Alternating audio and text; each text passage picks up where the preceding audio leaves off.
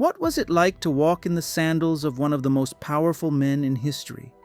Julius Caesar, general, orator, reformer, dictator. But even legends had daily routines. Today, we're diving into a single day, a typical yet extraordinary day in the life of Julius Caesar. So sit back and let's time travel to ancient Rome, 44 BCE. It's dawn in Rome. Julius Caesar, now in his mid-50s, awakens in his villa on the Palatine Hill, the most prestigious neighborhood in the city. Servants gently open the shutters. The scent of olive oil and honey wafts through the air. Unlike a soldier's harsh camp life, Caesar's mornings in Rome are dignified, but never idle. He skips breakfast, a common Roman practice. Instead, he heads straight to his tablinum, a private office, reviewing letters, petitions, and intelligence reports. Even before leaving home, he's already making decisions that will shape the empire. By mid-morning, Caesar is in the Forum Romanum, the heart of public life. Here, he holds audiences, listening to senators, ambassadors, and petitioners. A man from Hispania requests a new governor. A merchant argues over a grain shipment. A veteran demands land he was promised. Caesar listens, judges, commands. He's not just a leader, he's the law, the final word. But even Caesar has enemies lurking in the shadows of marble columns. Around midday, Caesar enters the Senate, the Curia Julia, a building he commissioned himself. Though he's declared dictator for life, he still plays the game of politics. Today, he proposes a new calendar, the Julian calendar, a solar-based reform that will replace the messy old Roman lunar calendar. Some senators grumble, others praise him. He listens, then rises. And when Caesar speaks, the room stills. His voice is firm, persuasive. He blends logic with flair, always knowing his audience. He doesn't just lead, he captivates.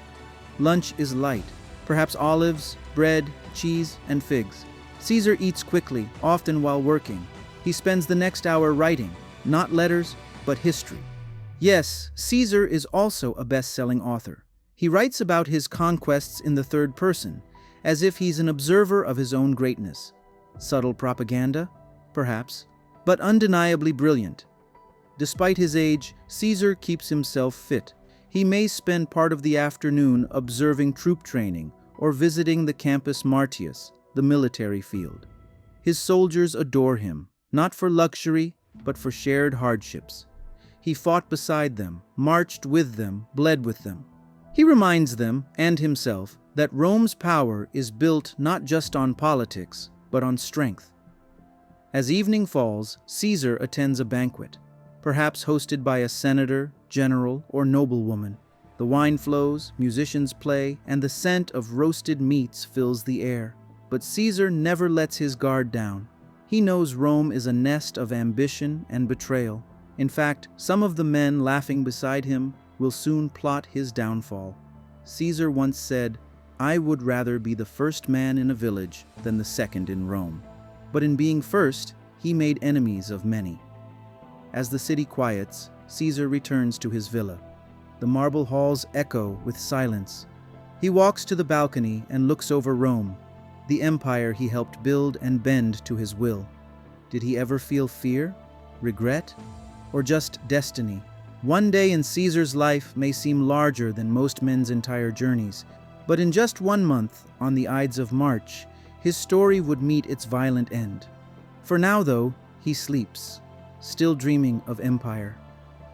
Thank you for joining us on this journey through a day in the life of Julius Caesar. If you enjoyed this dive into ancient Rome, give it a thumbs up, subscribe, and tell us who you'd like to explore next.